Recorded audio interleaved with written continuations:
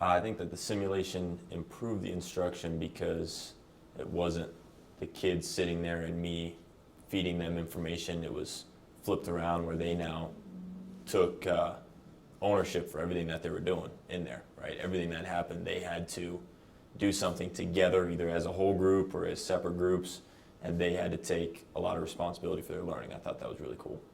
You know, kind of taking ownership of what they're doing throughout the process. The kids started taking responsibility for their own learning. By giving more responsibility to the students. And I think that was probably the biggest takeaway I'd have there. You know, creating their own government, trying to maintain it and stabilize it was very challenging. I think they all got a big picture, got a sense of how difficult, but yet how rewarding that can be. But I was pretty pleased with the work that they were able to do and the level of collaboration and things they were able to do together. But in one of the classes, they had a group chat going on in like the first day.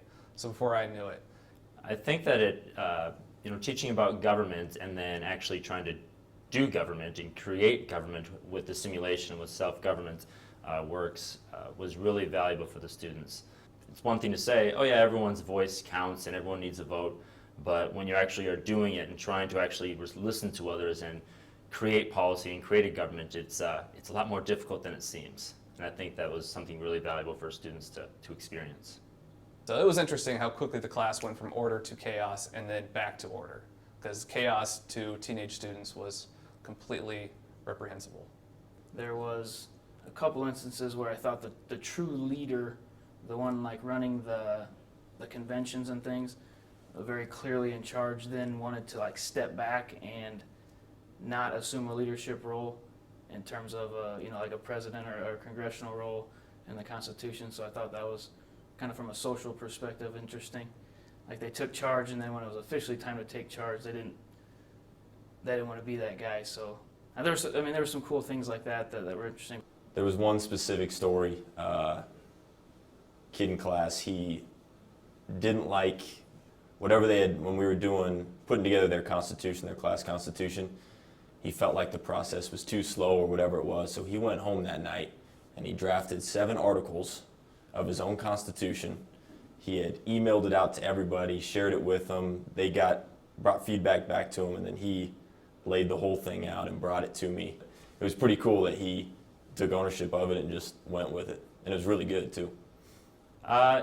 It was very interesting to watch some of the students that I thought wouldn't be engaged, or that previously in class hadn't been that engaged, kind of get engaged and become leaders, and really cool to see. Because it's pretty fun for the teacher. It takes a lot of your responsibility. As a first-year teacher, it took a lot of the responsibility off and placed it right on the shoulders of the students.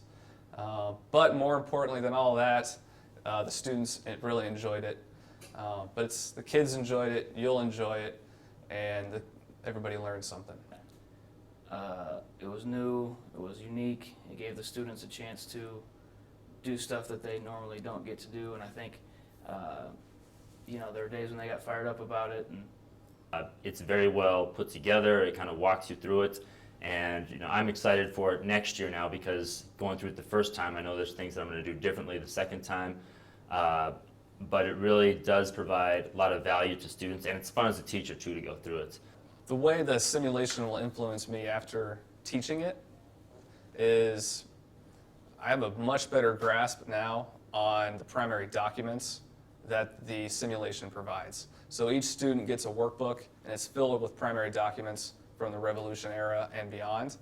And having the students know more about those primary documents than I did kind of revealed to me that I need to, pick up the pace a little bit and stay on, basically be able to teach them the primary docs. Because it did a good job of getting them nose deep into the primary docs.